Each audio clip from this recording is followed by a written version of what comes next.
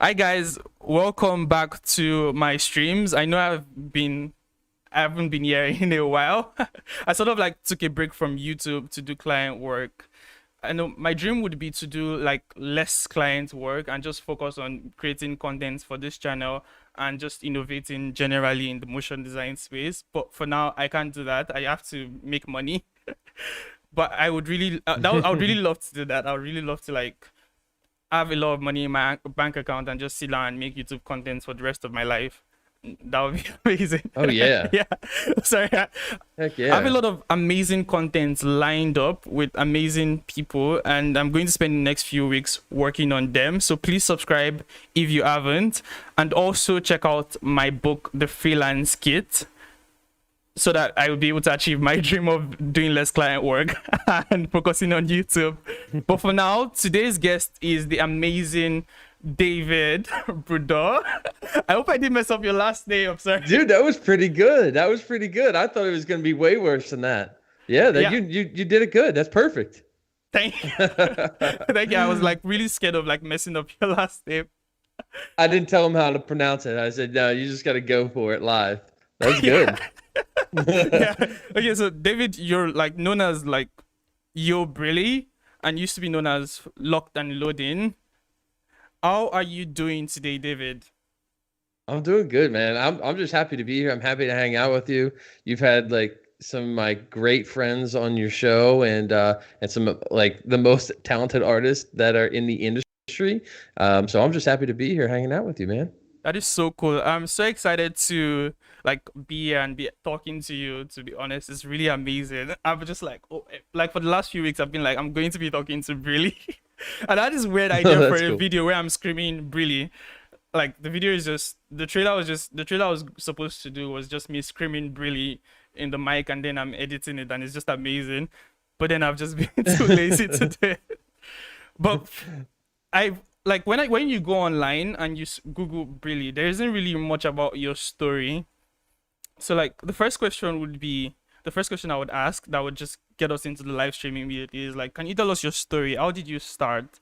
What was it like Yeah. becoming a motion designer?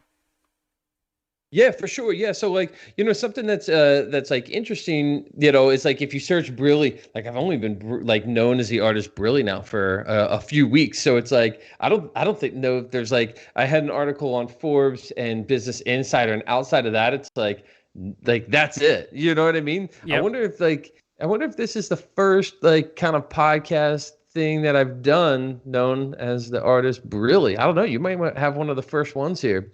That would be Yeah, so so cool. like yeah, so who is Brilly? Um, I guess we could take it back decently far without like having to like take too long to answer the question. But Brilly really is my first artistic like name that I gave myself, and it's really easy if you break it down of like what the heck, where did this come from? I came up with it. Me and my friend, shout out Peace. We came up with it when we were doing graffiti for a little bit, and I needed a graffiti name, and it was a simple mixture between my last name Brodeur and Philly, the city that I grew up in, and so it was like Brilly, and it was kind of weird. It was like a little, I don't know, it just something kind of like rang with it, and I liked how like my tag looked. Like I came up with like the kind of signature that I wanted for it. I was like, that's it. And then I guess over my career, I stopped doing graffiti and I started focusing a lot more on like client work and building like a brand and maybe a company and dealing with clients. And that's where I came up with Locked and Loading, and I wanted something that could maybe represent me as well as like if I hire a junior artist on or I hire a producer or something like that, it could also represent more of a company if I started taking it that approach, but could also just say like I'm the artist Locked and Loading. So I guess with the whole NFT space coming, I thought, you know what, this is a perfect opportunity to bring myself back to like my original roots of artistry when I knew that I was going to do this as a career, and I was like, Brilly's coming back. It's like it felt it's like authentic to me. That's really where the move came from. But yeah, Brilly's my first artistic name. That's so cool. Like I like how you're like going back to the roots, and it's just amazing. So how did you like sort of start? I know how the name comes, where the names comes from now. Like, how did you find yourself doing motion design? Yeah, I mean it's a wild story just because like, I was mostly just into sports for forever. That's all I wanted to do was play sports. I wanted to play football. I wanted to be a professional baseball player. That was it. And so I broke my collarbone snowboarding. And during that time is when I fell truly in love with art. I've always loved creating art and drawing and stuff like that, but it kind of, fell to the wayside in my life, that I wasn't really doing it all that often. But after I broke my collarbone, that's when I couldn't do anything else. And I started really putting a lot more time just creating artwork. And so I had a whole like more traditional portfolio, and I went to college for design. And so my background was at that point was really just in like painting and charcoal and drawing and oils and acrylics, all that kind of stuff. Airbrushing was like a thing that I was really really into. And then my background, my actual training is in graphic design, and I think that's something that's helped me be a strong motion designer. I'm a self-taught animator. I'm a self-taught 3D artist. And so really what I'm trained in is the fundamentals of design and typography and color theory and all that stuff. And I think that's helped me along the way because it's enabled me to always say like, hey, who cares about like animating something if it doesn't look good? You know what I mean? Let's Yeah. make it look good first. No one wants to see something ugly move across the screen. It's like, who cares? And then like same thing with like tech. Like you could just learn so much about the software and do something that's really technically advanced. But if it doesn't look good, who gives a damn? And Yeah. so I try to like stress that as much as possible that it's like, everyone should like focus on design first. It's really easy to be like, oh, this, cool MoGraph tool in cinema is really dope. And like, I want to just do that. It's like, no, hold back, let's just make frames look really good first. And then let's bring and add on more tools and, and animation and stuff like that. That is so cool. Yeah. I kind of believe the same thing. Like, I was also a designer first. Like, before I started motion design, I've had like a few, maybe 2 years in like graphic design. I've had a few clients, and that's just how my thinking is, and that's just how I work, which is like the design first approach to the motion design. And it's so cool that you have that, and that is also you, and you're like properly trained in graphic design, and that's amazing. So on to the next Yeah. question. Yeah, you wanted to say Yeah. something? No, I mean, like, I'm so impressed by your work because it's like I can like you're 20, so now okay, I didn't know that you had some training in graphic design, right? I didn't have So like that the that training. I taught myself. I'm like self-taught oh, well, everything. there you go. Yeah, So so see, you've got that kind of work ethic, and that's like what makes a successful motion designer is to have that work ethic. Like no one needs to tell you what you need to learn. Like you seem like you have it naturally to like go out and be like, I need to be better at design, so I'm going to teach myself design. And like you're doing it with 3D. Like I can't believe you've only been doing it. You said 4 years, right? yeah, 2017. Yeah, that's wild, man. That's exciting. Yeah, that's so cool. Okay, so I wanted to go to the next question. So, like, what Yeah, let's do it. inspires your work? Like, when in the beginning of this video, we started by seeing some of your work, and to be honest, they are truly weird. It's like, where does this guy get his inspiration from? Like, how do you do these weird creature things and this weird planet things? Like, what inspires you? Yeah, what's interesting is that like never before did I like make weird art. It's just like all of a sudden I just started doing it. It's not like something like as like if you look at some of my like more traditional pieces that I was doing in like high school and college, like I wasn't making like weird, gross alien bubbly creatures, and so I think there was a phase that I went through that I don't know, it just really like spoke to me. What I like is I like bringing people into a new world where it's not real, but like something about it makes you think maybe it could be, but like it's not, Yeah. and so I think a lot of it was started from that kind of function, was that I like letting people's imaginations kind of wander.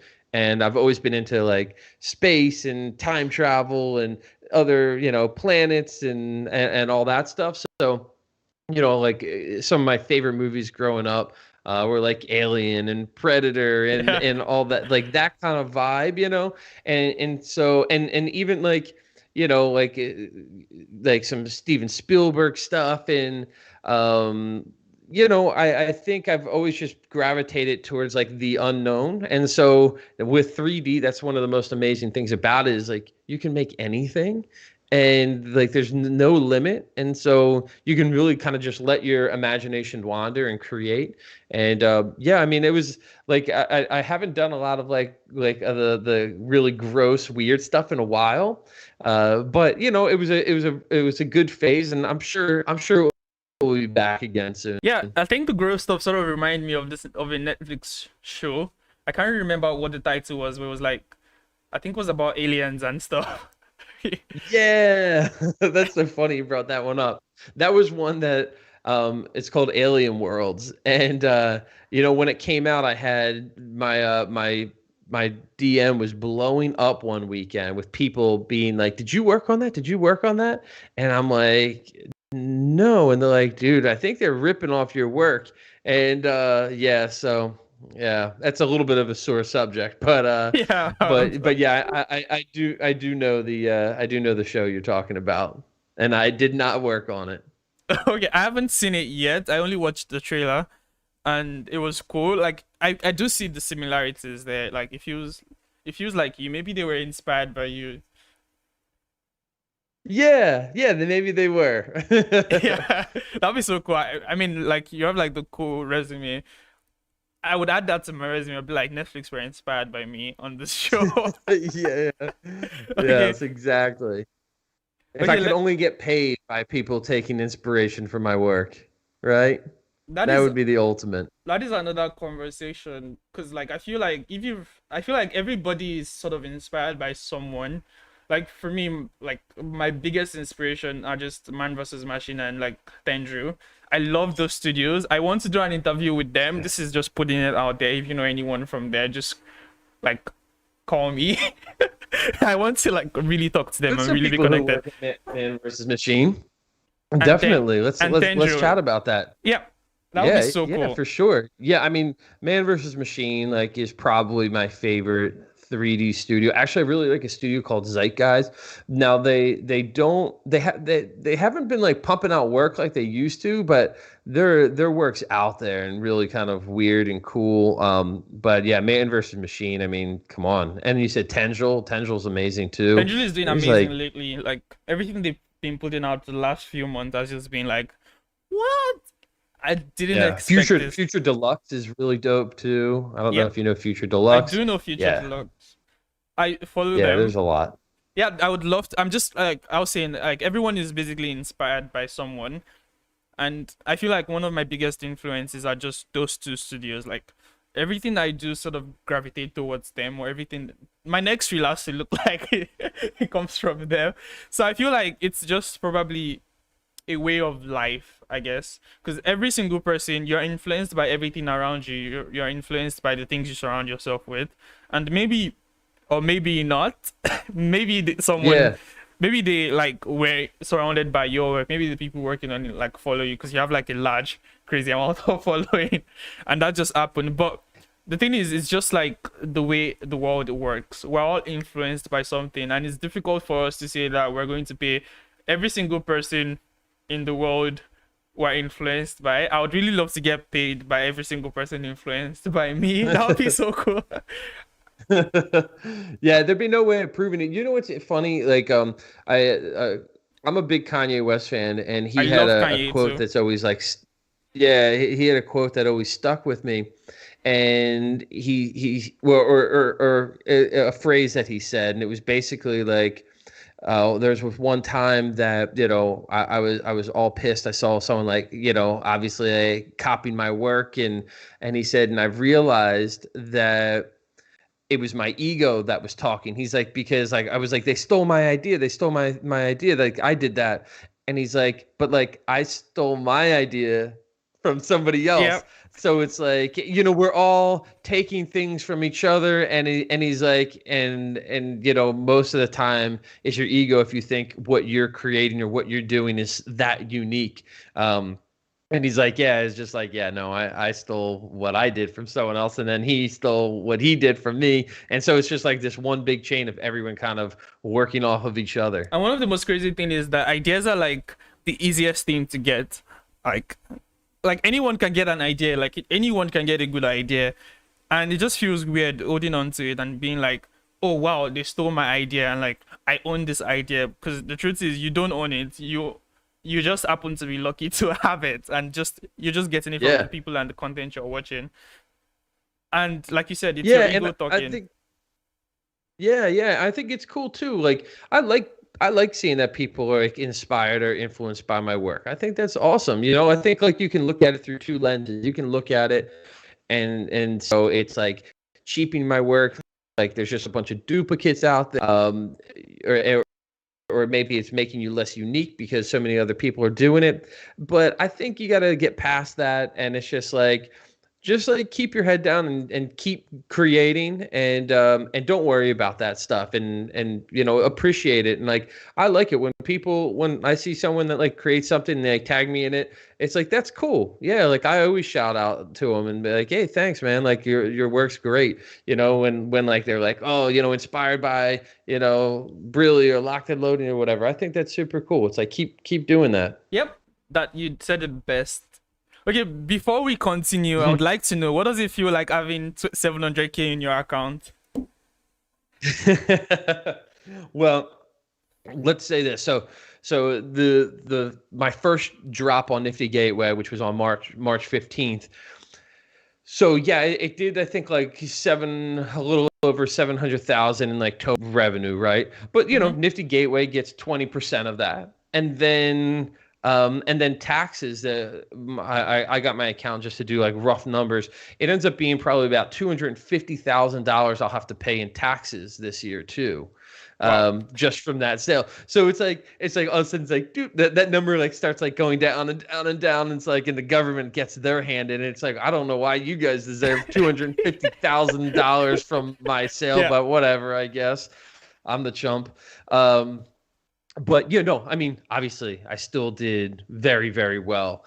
And I'll say this: one of the coolest things that was said to me, like obviously the minute it happened, everyone's like, "Drinks are on you forever," like you're treating us to everything. Like, and I'm like, cool, I get that for sure. Drinks definitely on me.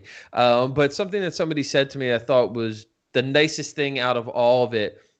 They wrote they texted me. They said, what people won't realize is it took you 10 years to become an overnight success on the NFT space. And I was like, 100. I like, thank you for saying that, because it's like, this has been like a dedicated thing that I've been doing for so long for free, just because I love it.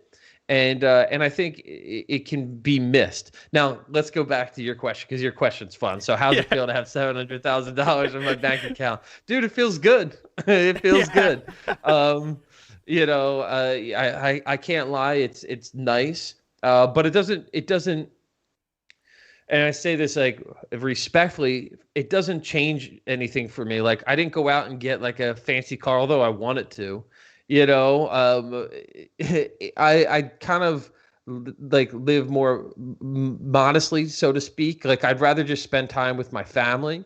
And so, like I look at it that way. What it does is it gives me the ability to turn more work down and spend more time with the people that I love and I care about, and hang out with friends and stuff like that. So I think freedom is the biggest thing from it. And yeah, I mean, it's pretty exciting. It's exciting to do that. And it feels like a lot of years of hard work and passion, like paid off. That is amazing. I like what you said about you taking 10 years to be an overnight success. I feel like people miss the point of the NFT world, and everyone kind of like wants to like wake up, like, I'm going to be honest, I want to wake up one day and see that my art has sold like 1 ETH. I mean, that would do a lot for me. That's like a few millionaires in Nigeria, in my country. I mean, right now you're like Nice. a multi-millionaire if you're in Nigeria, and you wouldn't have to pay. Jesus, it feels great saying it out loud on live, but you wouldn't have to pay as much tax as you would if you're in the United States. Yo, I'm gonna come be your roommate. That's what that's gonna be. Yeah, I'm coming to Nigeria, man. Before tax season. yeah, like that would be amazing. But like when you go back to America, they would be like, "Oh yeah, you forgot to pay us that tax of that Oh, year." they'll get me. Yeah, Yeah, tax evasion. that Have some is jail time work. that's crazy.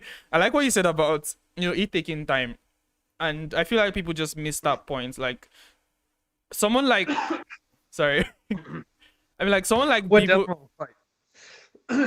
Yep, I'm good. are you good? I was going to say like someone like Beeple did not just start working and did not just wake up one morning and boom, he has like this crazy amount of money in his account. It took work. It took like years and years of doing every day to get to that level. Years and years of building a following. And that's just what people need to Yeah, understand. And exactly. that's just what I want to tell myself more. Like you cannot wake up one morning and then you have like 1K subscribers. Like it takes time. You have to actually like grow into it. You actually have to actually like build, like make good content, make better content, talk to bigger people, I guess. Like learn how to make better videos because your current videos are trash. I'm telling myself my videos are trash. I don't know if they're actually trash. Dude, you're ahead of the curve because like a lot of people don't get that, and it's really easy to like see others' success and get jealous and be Yep. like, why isn't that not me? And I think a lot of the times you can look at it and say like don't look at it, don't focus on that, don't be your focus, like just keep your head down and keep working, and like it's going to come to everybody. Like when I first graduated, I was $180,000 in debt from pay for my college. Like I was in the hole. I would work my full-time job and then I would freelance on the side, and I was doing car commercials for used car commercials for a Spanish television network. Like I don't even speak Spanish. Yeah. Like I was doing anything I could to like save and make money, like to like get myself out of like the debt that I paid, like that I occurred through college. Um, and so it's like, just like keep your head down, put in the hours, and try not to focus on like, the thought that like you're missing out. And I'm not saying like you get it. I'm just like Yeah. speaking to the audience here. Yeah. Let's not like, don't focus on that. Focus on just your own success and becoming a better you, and look up to people, but like don't, try not to get jealous. Yep. I feel like you just said it right. I feel like when you go online, especially I feel like the NFT space sort of amplified it. Amplified that feeling of jealousy. Cause like you go online and all your friends are making a lot of money in the NFT space and you're like wondering, when is my next sale going to be at? And you don't realize that there's so much under it, and you're just seeing a perception of their success from your own angle, like just from your phone. You're not really there. You're not getting the fact that it takes time to get to that level. Yeah, yeah. I mean, you nailed it. It's like and it is really hard though, right? It is hard, and like I even felt like I've done very very well in the NFT space, but like I still look at it. I see some artists, and like it's just natural to also be like, damn, how they making all this money? How they doing all Yep. this? And like, why is that not happening for me? Like that's a natural thing. So it's like, but like it doesn't get you anywhere, thinking that way. But like I'd be lying if I was like, yeah, no, I didn't look at any artists like success in sales and not like compare them to what I'm doing. It's like, no, I definitely did that, but I try to avoid it as best as I can. I am trying to avoid it. I wouldn't say like I'm immune to it. I'm not immune to thinking that, oh, why aren't I making this amount of money, or why don't I have enough subscribers? I was just talking to you earlier about subscribers. And I don't think anyone in their right mind, any human, is immune to it. I think it's just a feeling that you get as humans, and it's how you manage it that matters. Like now, Yeah. for example, I've decided to reduce my, like, when I go on Twitter. Twitter is more like a messaging platform for me than a social network. I just use it to message people. Both Twitter and Instagram, Yeah. I can't really like interact with the content, just because I don't want to feel like I'm not achieving anything in life just by looking on social media and looking at other people's success, because it's an human thing and it's how you manage it that matters. I think Yep. this is where we'll stop with that conversation. Let's go to the next question, which is, how did you get into the NFT space? Like, how did it start for you? What was that one moment that how did you find out about NFTs? Let's call it that. Yeah, I mean, I started getting really interested in, I think, September of like 2020. That's when like it popped up on my radar. Like I hadn't even about it up until then. It might have been a little bit, maybe like August. That would be at the earliest that I saw, and it was actually he goes by Kid Mograph, Yep. and I saw him selling stuff on Super Rare, and I saw he was getting like 4,000, 6,000, 8,000, stuff like that, US dollars in sales. And I was like, Yeah. this is interesting. Like doing this and putting all this work on Instagram, and I'm not making any money off of it, but this is really interesting that he's selling them on here, and people are interested in buying digital art. And that's when I like tuned in. I was like, okay. And like I'm not one to just to like jump in. I wanted to like learn about it a little bit more, figure it out. And then it wasn't until after Beeple's first drop that he did, and I think it was October. I don't remember now. I think it might have been I think it was October. December, And November. that was his second one. Oh, that was the December second was one. the second one. Oh, Yeah, the one that he made like 3.5 million in December, that was his second one. The other one he made a few $100,000, over the weekend. Then the next one he made like, close to $4 million over the weekend. But it was, yeah, his first one was in October, I believe, and that's when I was like, holy crap, like this is really amazing. Like I got to get into the space. But I think everybody did at that exact time. yeah. Like so many artists were like saw that he just made hundreds of thousands of dollars and were like, I got to submit my applications. Well, I was one of those. I Yeah. was like, and one part of me was like, damn, I should have submitted it back when I was really psyched about it, like a month or two ago, because I'm like, now it's going to be impossible to get into any of these platforms because they're getting thousands of applications a day now, and that's exactly what happened. Like I didn't hear back from anybody, but that's kind of like, and obviously eventually I did, but one thing like that I did is like Nifty Gateway never like even took I don't know if they even looked at my application. I don't really know, so I can't throw that out there, but I didn't get in through the typical process. Like it was me relentlessly emailing as many people as I could that I knew worked at Nifty Gateway, essentially. Yo. And that was the platform that I wanted to be on because it felt really exclusive. And at the time it really was. And they're trying to bring it back there right now. They not to go too far off the edge here, but yeah, so like I really wanted to work and have my work on Nifty Gateway, and that was kind of and I got in. So I had a whole idea. I pitched them like a client, It's like, Yeah. here's my idea. Like I think a lot of artists, they don't really have a clue. They're just like, I just want to sell my work, and it's like it should be bigger than that. It should be more important. It should be this whole thought out concept, that you're presenting, and then do that. Like there's just how easy is it? Like how many artists are there out there that can just like that? They're like, I just want to sell my work. And it's like that's like everybody, but Yeah, that's me. I could just you want to sell my work.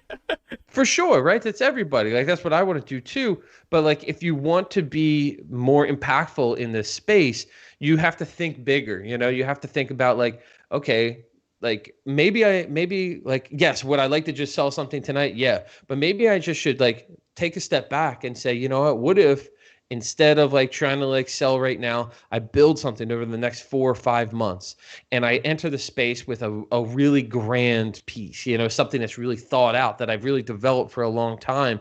Like there's a lot of different paths that you can take, but I always say that it's a marathon, not a sprint, and like take your time in it and just like try to focus on the work and what you want out of it. But to go back to your question, my start was kind of like fall, I would say, end of summer, fall in the US for like when I started getting into the NFT space and focusing on it and like trying to learn everything about it. I think you said something in the long rant. I like to call it a rant, which is like, I'll do that. I'll go on rants, man. yeah, I really like one thing you said, and it reminds me of Michael Jackson. You said something about it. Don't think of it as just one sale, like just I want to sell my work. Think of it as like a performance. Like you're trying to tell a story about something, and it reminds me of Michael Jackson and Kanye West. When you watch a Michael Jackson performance or like a show, it's not just him going around singing random songs and then boom, this is Michael Jackson. There's a whole concept to it.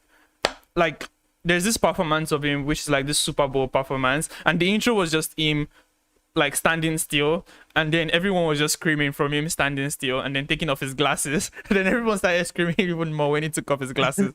And that's like that goes to show the dedication he puts into his performances, and I think that's what a lot of people don't get. This isn't just, oh, I want to make a quick sale, I just want to sing over like my song and lip sync. This is a whole performance. This is a story you're trying to tell, and I think that was genius. And I think I should do that next time I'm trying the NFT. I was almost giving up on the NFT space because it's just like, nah, I don't really understand it. Like, let me move on to the things that actually give me money. But like, yeah, no, definitely don't give up on it, man. Your work's sick. I can't believe it. Like, so you're 20 or you're 19? I'm turning 20 on August. In case anyone wants to get me something, August Yeah, there we 30th go. is the day. No shame, no shame. Send them some birthday gifts. No, so you're 19 and you've been doing 3D for 4 years now, or just animating in general for 4 years? Just And animating in I general, mean, like 3D yeah, and animating in general. your work's super impressive, man. Like, I can't like, I like, because I'm 33, right? And so, I'm thinking like if I could have been making like your level of 3D work when I was 19, like that would have been amazing. Like I didn't even know what 3D like animation was when I was 19. You know what I mean? Like, so just like keep doing it. Don't give up on the NFT space. I'm trying not to. I just need to like you said. It's not just like, it's not like a quick sale. I just need like a better idea or a better way to approach it or a better platform. Just something like that. I just need to be more articulate about it and be more intentional. Because I haven't been intentional. All I did was just I just redid an artwork from like years ago, and I just put it out as an NFT. I mean, it doesn't make any sense to me like right now from what you're saying and what I'm thinking. Like, okay, my approach to it wasn't like wasn't the best, wasn't the right way to do Yeah, well, it. but okay, Olamide, you've got such an epic story, right? We were chatting for those that don't know. We were chatting for a little bit before Yeah. this. Like, like how many other like 3D motion designers from Nigeria do we know? And you're talented, right? That's first and foremost. And then you're telling me like from what age you started working and now training yourself in design, training yourself in all that. Like you have an epic story. Like you can like how do you tell that story through your art? Like do something like that. That would be unreal, people would go wild for that. Do you know if there's any other Nigerian artists that are selling NFTs? Oh yeah, there are like 3 or 4 that I know person. I have a friend who has actually sold. His name is Oshoma. He's also like a big. He's the other, like if you're asking anyone about motion designers in Nigeria, it's probably the first person people would call before me. And it's just weird. But like if he like he was in the he dropped an NFT a few months ago, and he sold, and he was amazing. Oh, And nice. Cool. And so like that's awesome that you've got like other people that you can also like talk to and see how they went about selling theirs. And a few months ago you said you sold, like, the NFT space has changed so much. Like a few months is like 40 years in Yeah. NFT space, you know? So it's like, you know, think like even knowing what someone did a few months ago might not be the best approach now. So it's just like, really focusing on it, watch what people are doing, watch what collectors want, but like just stay true to like yourself and your artwork. I think you could offer something really good if you like sit down and come up with like a full like thought out idea and concept, and let people get to know you, like sell you. Like, because what I found out in the NFT space is collectors want to know and feel connected to the artist. Like, yeah, like beautiful images are great, but if they can get an artist connection from it, I feel like that's what they want to invest in a lot of the times. That's what they want to collect and have a part of their catalog or portfolio. And so I think every artist should be looking at like, how do you make your own voice stand out in your artwork? That makes so much sense. Now I'm like, everyone should be in this conversation because you're dropping some bombs, man. Okay, so Sweet. I have like this weird idea that I've been reminiscing, like I've been fantasizing about for like a week. I think Sarah is in the chat, and she's one of the first people I told. I'm sort of like Mm-hmm. crazy about Japanese culture, like crazy about Japanese culture, like properly crazy. Like everything about me has a Japanese feel to it. You definitely get a wabi sabi vibe from my work. It's like, this is minimalist stuff, but like I have this weird idea, which is like I've never done characters, like I've never done proper characters in my life, and I just have this weird. And I did like this. I did like this short animation like 3 years ago, which I called Motion Design Samurai, and I'm bringing it back, which is like I'm bringing it back into like this short film, which is like the Motion Design Samurai was supposed to communicate like the samurai code, which is Bushido. So it's like different things samurai have to follow and they believe in. So, and the motion design samurai is just relating that thing to being a motion designer, basically. So I was like, okay, why don't I do like this old cool like NFT drop or short film? I wasn't thinking of it as an NFT drop, but like when you just said it, it was like, why don't I share something about me, which is my love for samurais and Japanese culture, and how I just relate it to my That's personality. Cool. And what if I do it as an NFT drop, and it's just like this cool thing. This is like this fight action. This is just this short film that is an NFT drop, basically, and it's just talking about something that I really believe and love. Do you think that's a good idea? Yeah, I mean, like, here's the deal. Like, if it's what you like, you know what I mean? It's not about what I like, Yeah.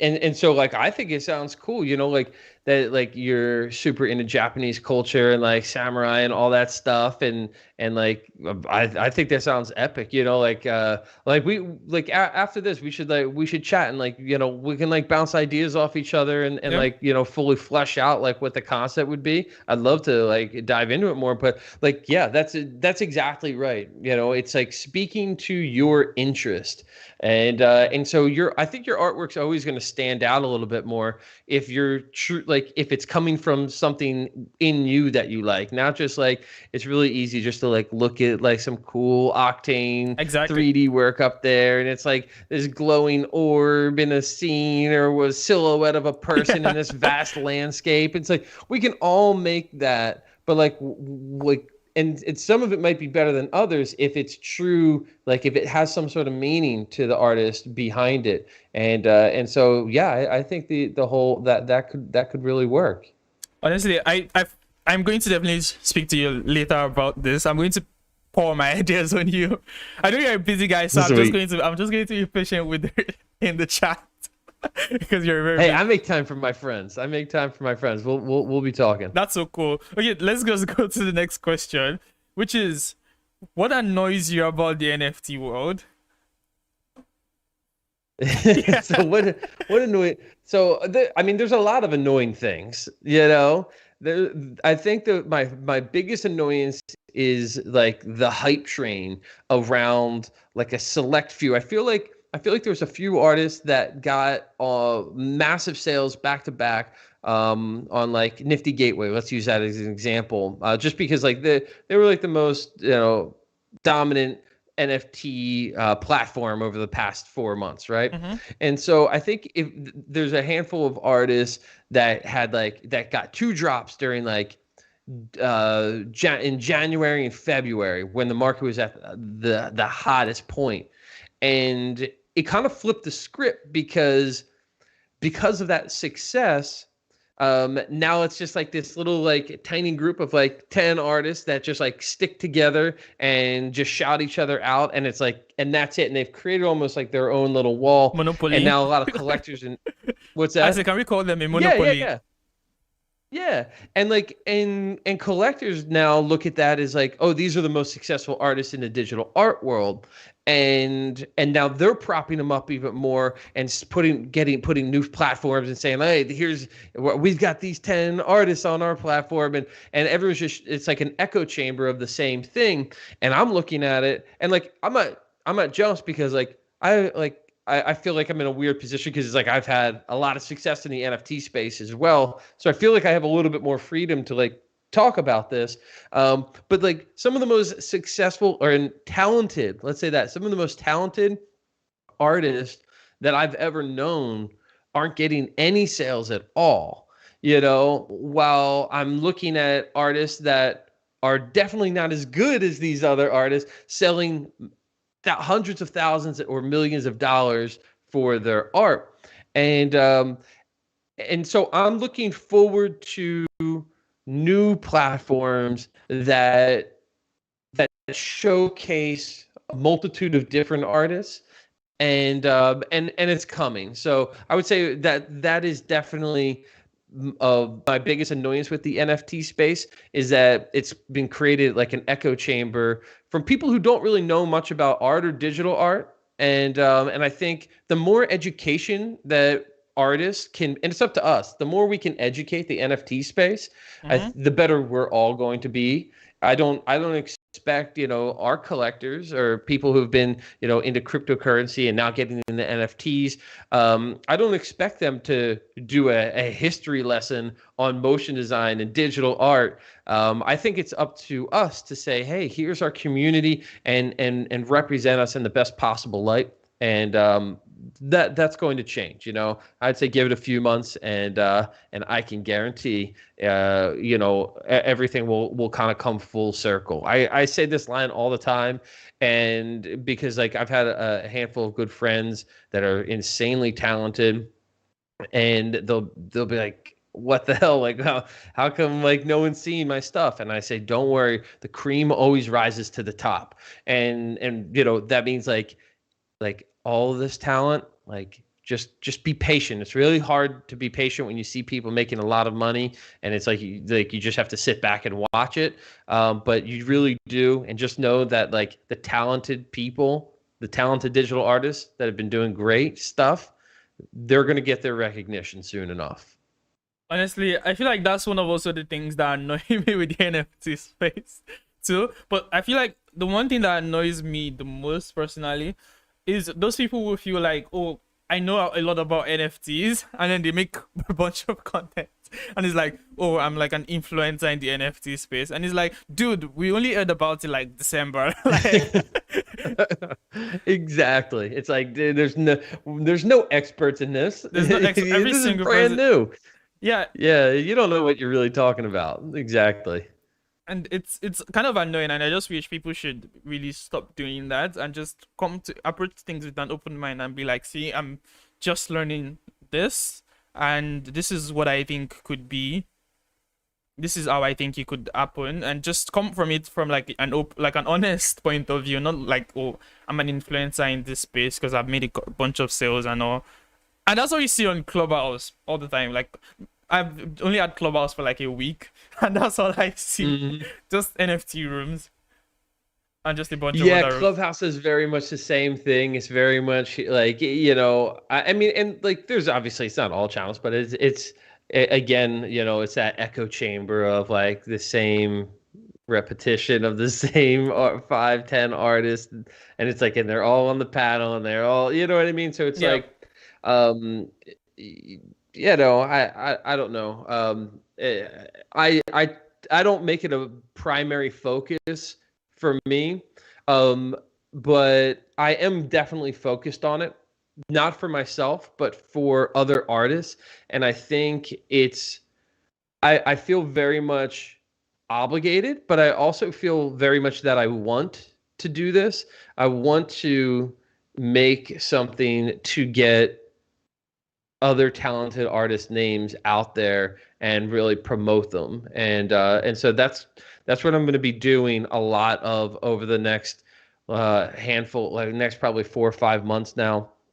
Is I'm going to be doing that, and I'm going to be contacting artists and having them build cool stuff and getting them the spotlight that they deserve. That would be so cool. I would love to see that like happen, and I would love to see where it goes. I'm like putting out my resume. Yeah, don't forget to hit me up. It's going to be successful. It's definitely going to be successful. I know that. Yeah, I'm short of shooting my shots. I would love to be a part of it. If you ever do that, I need something to push me like to the craziest level. So like, Oh man, I'm pulling you in. I already told you that. I'm pulling yeah, you in. I got you. that'll be so cool. So like we have like 6 people watching, or we've had like 8 or 6 people watching, and I just wanted to remind everyone to please like this video and subscribe to this channel, because I'm pretty sure like most of the people have not subscribed. It's really important that you subscribe to the channel. I mean, it's important to me. Yes. Like I'm looking for my future, like my dream right now, like I said in the beginning of this video is, or this stream, is to do less client work, like maybe like 5 clients a year or so, like 2, 3, 4 clients a year. I feel like if I have like 2, 3, 4 serious clients a year, I'll be fine for a long time. And I just want to focus on YouTube, and I just need the subscribers, and I need more. I need a bigger audience. And if you're watching this and you're enjoying this conversation, just make sure you subscribe and like this video and share with everyone who you think would find value in this. I guess that is enough sales for me. Hey, I like it, man. Plug away. Everyone should be following you. You're bringing some Yep. of the greatest artists onto your talk here, onto your show. Like it's epic. Like and I don't see you stopping anytime soon. So definitely subscribe. Thank you very much. Okay, so let's just move to the next question. I just asked you what annoys you the most. Next question is kind of the direct opposite. What do you love most about this space, and what keeps you going in this space? Because I know this space is really frustrating. It's both interesting and frustrating at the same time. And Yeah, it's really hard to find something. Okay, it's easy to find something you love, but it's overshadowed by a lot of things that you can be annoying. So what do you love about it? this is an easy answer for me. I love that digital art is recognized on this level. That's it. Like I've been wanting this so far my whole career as a digital artist, that we could be put on a platform that people appreciate and really truly recognize digital art as a real art form that can be in galleries, that can be in museums. Until this, a lot of digital art has just been hit with closed doors at museums and galleries and stuff like that, and now it's respected. And so I think that's it. Just want us to respect for what our community has been building, and the most amazing artwork. I think it's one of the coolest art forms that the art world has ever seen. Digital art, and I think it's just great that we are now recognized. I think that is amazing. You know, one thing I love about this space is the fact that I don't know. I it's going to sound really cool, but I care less about the digital art, and I just love. Wait, what? No, I care less about the art. Like, Oh, careless. Okay, yeah. but like, what I really love, what I really love about it is the innovation. Like, I love seeing cool stuff. Like, I love seeing someone just wake up and just create something amazing and something innovative in this space. And I feel like this space, you can change the world truly, because like I could come up with an idea for an NFT drop or a concept, and then like I could solve a problem in my country with it. Like earlier this year, I had this weird idea of building my own internet company, because I found out that I could build my own internet company, and was studying it for like, I was obsessed about it for the first 2 months of the year. I was obsessed about like building like, it's surprisingly how easy it is to build your own internet, but it's just difficult in my country with because of the bureaucracy around it. So like, I was thinking this is something that the NFT space could do. Like, we could collaborate with a bunch of artists, drop an NFT, and use that to fund building an internet, like building like a proper internet, like building proper, like a proper service provider for this country that is better than what we currently have. Though the internet is pretty good, it's just not good enough for me, I think. And I was thinking, okay, that could be a way to solve it. And that's just one thing I love about this space: the fact that you can use it for way more than just the art. You can solve problems with it, and that just gets me super excited, if that makes sense. Oh, it definitely does. And not to like go on too much of a tangent here, but as far as like the internet thing, have you seen Starlink yet? Elon Musk Oh yeah. Starlink. Yeah, Like once that comes out, right? That's the idea is that that's like a global internet that you can be anywhere in the world and be able to access that. I think my 'Cause it's country's running through government satellites. was like are talking to Elon Musk about bringing it to Nigeria. Like, I have a friend who already pre-ordered it, which is crazy. Like, he already Heck yeah. pre-ordered it. I feel like it's going to be a game changer. Like, I only calmed down about the internet thing when I saw Starlink.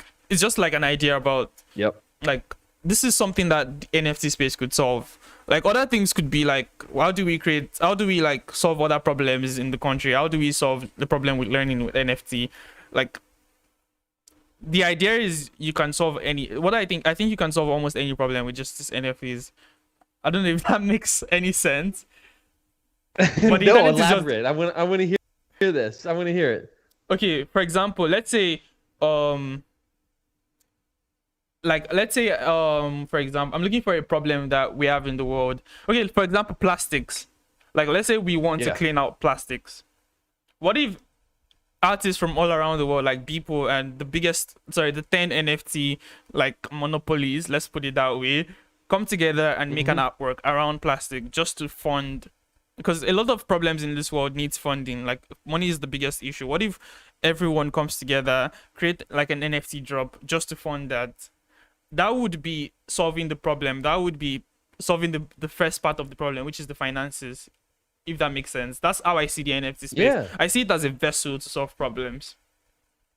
I don't know if that makes That's sense. I mean, yeah, I think we're going to start seeing a lot more of that too, where artists are literally selling NFTs, and that money's going directly towards a cause or nonprofit. And actually, people did one of those, for like carbon offset and stuff like that, and like to like raise money. And actually, I think because we were talking about, I think Beeple is like an artist that. I don't think he's a I wouldn't put him in the monopoly part. I think he deserves. I I'll think say he is this. I think he deserves all the good karma that's coming his way, and all the success is definitely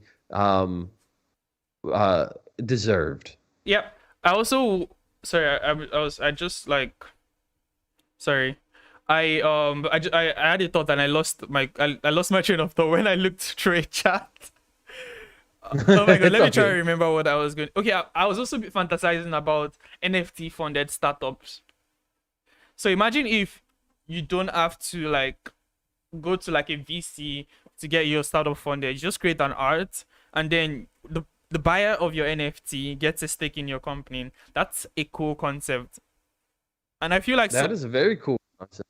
I feel like someone should try it out. If I had done my internet thing, that's probably how I would approach it.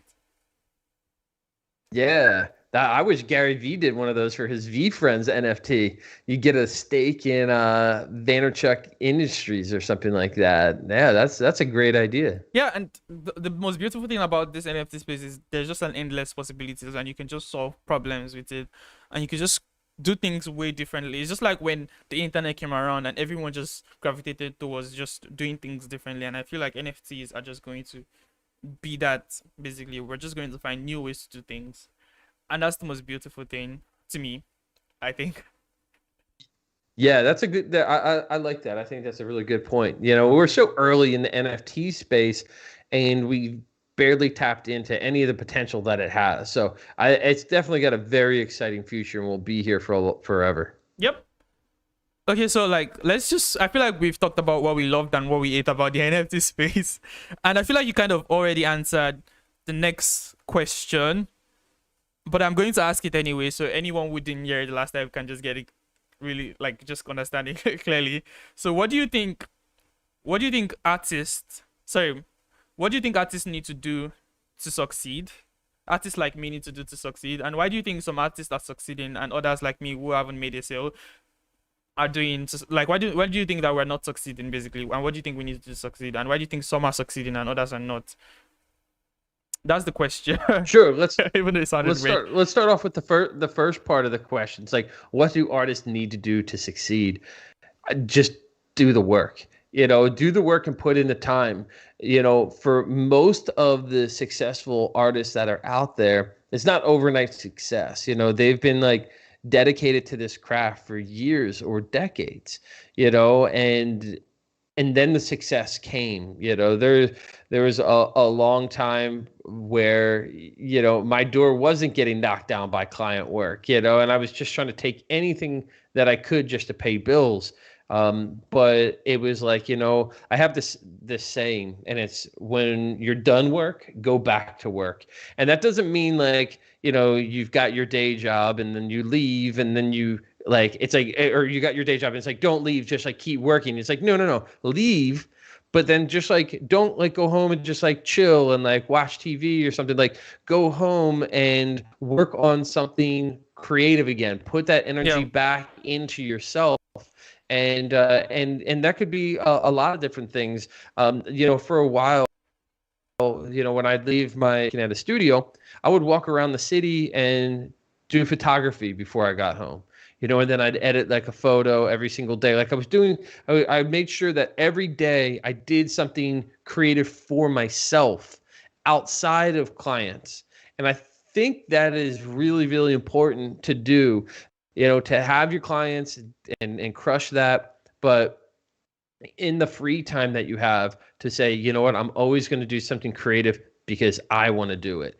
And so that's what for me, that's what I found success coming from, is my personal work. And then from that, almost all my client work comes from my personal work. It doesn't come from my other client work. All my clients love my personal work, and that's what they reference in my projects. And no matter how weird it is, they're like, that was weird and creepy and gross and I loved it. Could you make us a logo? And I'm like, I don't get the pairing of these two things, but for sure I'll make you a logo. You know, so I think personal work is a key to success in digital art, and we're seeing that now translated directly into money with the NFT space coming around. But before the NFT space came in, where artists could actually sell their personal work, it was happening. You know, just it wasn't as obviously visible, but like I can promise you that my personal work has been making me lots of money every year prior to NFTs, because all my clients were coming to me because of it, and I was licensing that work, and you know, like, so personal work, very, very important. Now, the second part of the question, which was, you know, what are my thoughts on some artists having success in this space and succeeding, and then other artists that aren't selling anything, right? Wasn't that the question? So I think this is natural for any space to have this. There's a lot of artists. I think the artist to collector ratio is not balanced. There's way more artists uploading work than there are collectors with the ability to buy it, or maybe even the desire to buy it, you know? And so and there's a lot of artists who are just uploading tons and tons of stuff. And so it's flooded right now. And so it's really easy for very talented artists to just not be seen. You know, something I tell junior artists, most like senior artists have been doing this for a while, already get this idea. But I tell a lot of junior artists that, you know, you just have to like get in and do the work, and don't focus on thinking that it's like people aren't buying my work because I'm not good.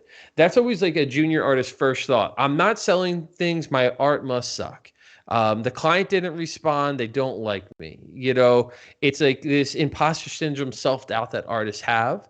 And I think what you have to realize, it's like, no, they didn't buy your work, they didn't buy your NFT because they didn't see it, not because your work's bad. Don't think that way. The client or that studio didn't respond to you, not because they like looked and like, I don't like Omalide's podcast or whatever. It's like no, it's like, they didn't see it. They were busy. Maybe they opened it. And I've had this numerous times. Like an artist will email me, and I'll open it up, and I'm like, oh, I read the question. I'm like, oh, it's going to take me probably like 10 minutes to write back. I'm like, do I have 10 minutes right now? I don't have 10 minutes right now. And then I get back to work, right? And then all of a sudden I get 30 other emails that day. And that email from that artist is now on the second page of my Gmail, Yeah. And it's like, now I don't 2 days passes and I don't remember that person wrote me anymore, and then maybe Friday comes and I'm like, oh, I got to write that person back. And it's like, and I hear, and I'm like, oh, it's Friday. I said I'd hang out with my family. I'm going to go hang out with my family. That's more important, right? And it's like, and so you feel bad as an artist that when you're sitting on the other side and you're like, they're not responding to me. I must not be that great.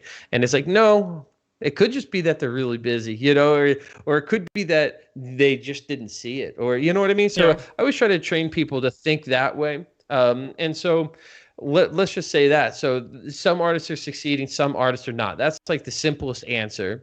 And then the other thing is just that I think at this point in the space, it's tough. I mean, if we look at what happened with cryptocurrency and Ethereum, let's just say Ethereum just totally rose up, right? I think the height that it hit was like $4,200 US per share of Ethereum.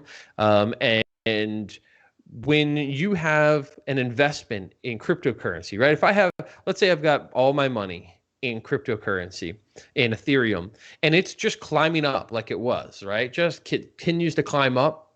Why would I take that money out during that moment and invest into an NFT, a piece of art or something like that, when my money's sitting there right now it's climbing up, right? Once that plateaus and that levels out a little bit, it's like, okay, now, like, it's not really like gaining any value. It's not losing any value. This is a good time that I'm going to start looking at collecting. So that could be another reason. Like maybe it's just timing. Like there's a lot of different factors into maybe why your work isn't selling for anybody out there that's not related to your actual art and your talent. It's like, no, literally collectors aren't buying right now because Ethereum is just at 4,300. Now it's at like 2,700 or something like that. I don't know. And like it like tanks a little bit. So like the market goes up and down, and I think that could be another reason too.